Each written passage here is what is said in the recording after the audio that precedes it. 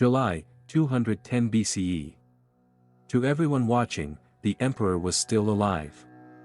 But the man inside the carriage was already dead.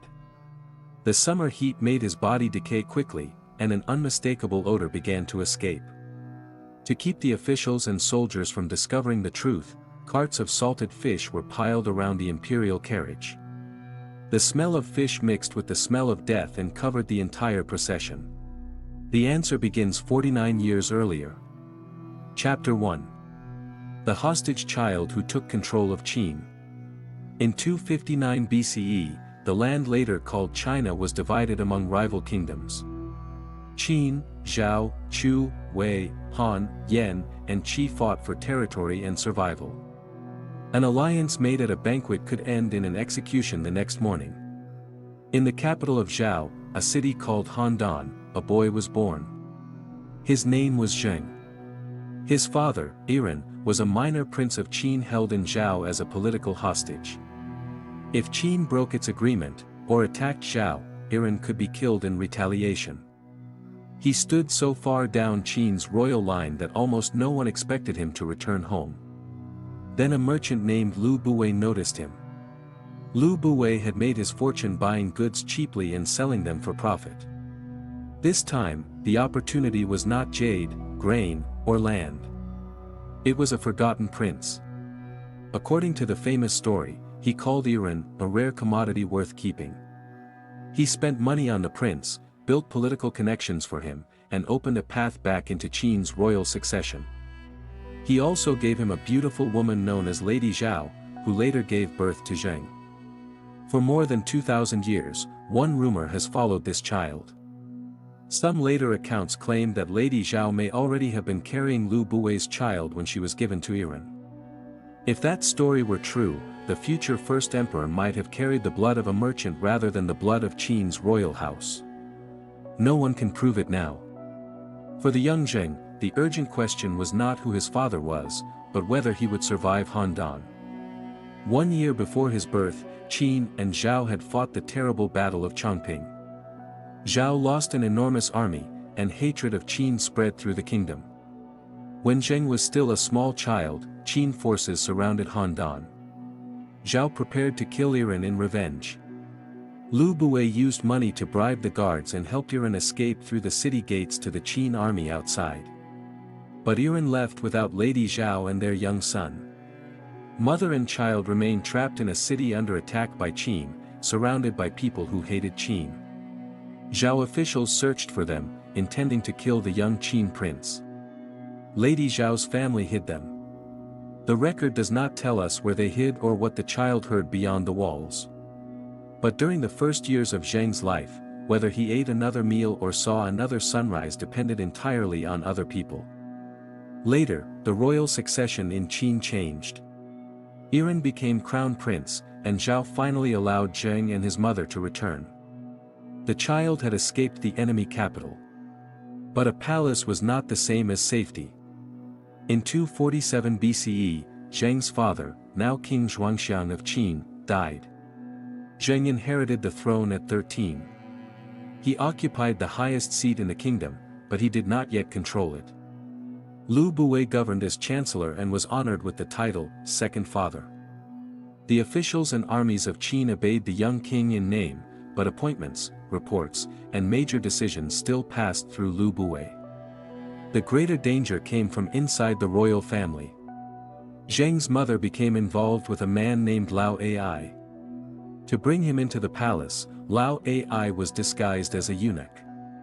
Through the Queen Dowager, he gained land, wealth, followers, and private armed power. The couple even had 2 sons. One story claims that when Lao Ai was drunk, he boasted that he was the young king's false father. For Zheng, this was more than a family scandal. Using the seals of the Queen Dowager and the king, he raised troops and tried to seize power. Palace gates were forced open. Chariots entered the streets. Disorder spread through the capital. But the child once abandoned in Handan was no longer waiting for other people to decide his fate. Zheng mobilized loyal forces and crushed the rebellion. Lao Ai was executed by being torn apart with chariots, and his faction was destroyed. The Queen Dowager lost her political power.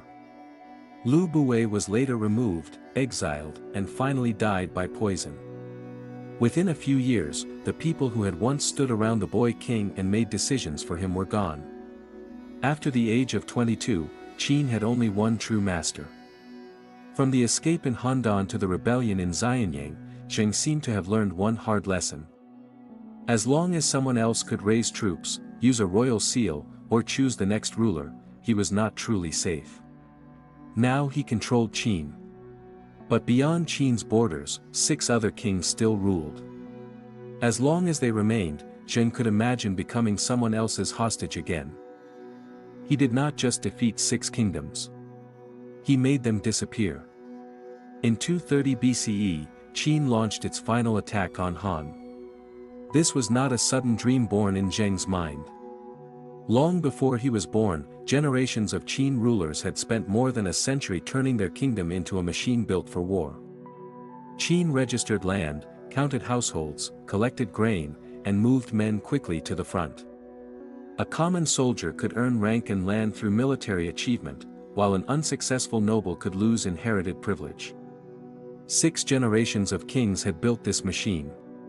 Zheng gave it one final purpose. Han fell first. 2 years later, Qin captured Handan. The city that had once held Zheng's family at its mercy now opened its gates to his army. History does not record his expression when the news arrived. Perhaps he remembered his father escaping alone and his mother hiding him from Zhao's soldiers. Then the war continued. Prince Dan of Yen believed that his kingdom might be next. In 227 BCE, he sent an assassin named Jing Ke to Xianyang. Jing Ke carried the head of a Qin fugitive and a map of Yen territory, pretending that Yen wished to surrender. Inside the royal hall, officials stood in rows as Jing Ke approached Zheng and slowly opened the map. At the end of the scroll, a poisoned dagger appeared. The map was finished. The blade was revealed. Jing Ke seized Zheng's sleeve and lunged. Zheng pulled away, tearing the cloth. He wore a long sword at his side, but in the panic he could not draw it from its sheath. The ministers were unarmed. The guards were not permitted to climb the royal steps without an order. For a few extraordinary moments, the man who was trying to conquer the known world ran around a pillar while a single assassin chased him. Someone shouted, "Push the sword behind you." Zheng finally drew the blade and struck Jing Ke. The assassin threw his dagger, but it hit a bronze pillar. Wounded and knowing he had failed, Jing Ke laughed and cursed the king. After the assassination attempt, Zheng ordered the invasion of Yen. The attack may have left him with more than anger. A kingdom could offer surrender while hiding a knife inside its map. A smiling visitor could step forward and reach for his life. Wei fell next. Qin engineers diverted river water toward its capital, Daliang, until the walls collapsed. The hardest enemy was Chu. The young General Li Xian claimed that 200,000 soldiers would be enough. The veteran Wang Jian insisted that he needed 600,000. That was almost the full strength Qin could send. If Wang Jian turned around and rebelled, few forces would remain to stop him. Zheng gave him the army anyway. Wang Jian entered Chu but refused to fight. He let his soldiers rest while Chu repeatedly tried to draw him into battle. When the Chu army finally lost patience and began to move away, he attacked. Chu's main force collapsed. In 223 BCE, the kingdom of Chu was destroyed. The remaining Yen resistance was eliminated soon afterward. Only Qi remained in the east. In 221 BCE, Qin troops avoided Qi's main defenses and approached from the north. The king of Qi surrendered without a major final battle. At 39, Zheng stood where no ruler before him had stood. The 7 colors on the political map had become one. He refused to keep the old title of king. That title had belonged to 7 rival rulers. Now he claimed there was no one equal to him anywhere under heaven. He combined titles associated with China's legendary 3 sovereigns and 5 emperors and created a new word. Huangdi, meaning emperor. He would be the first emperor. His successors would be the second, the third, and onward for 10,000 generations.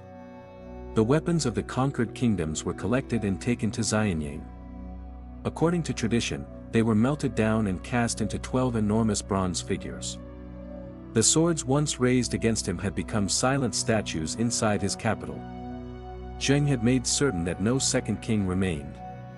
But kings could be removed more easily than memory.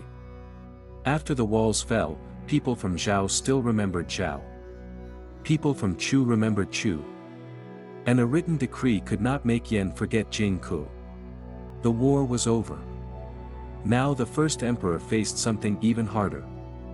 He wanted everyone to use the same writing, the same money, and the same laws, and to obey the same voice.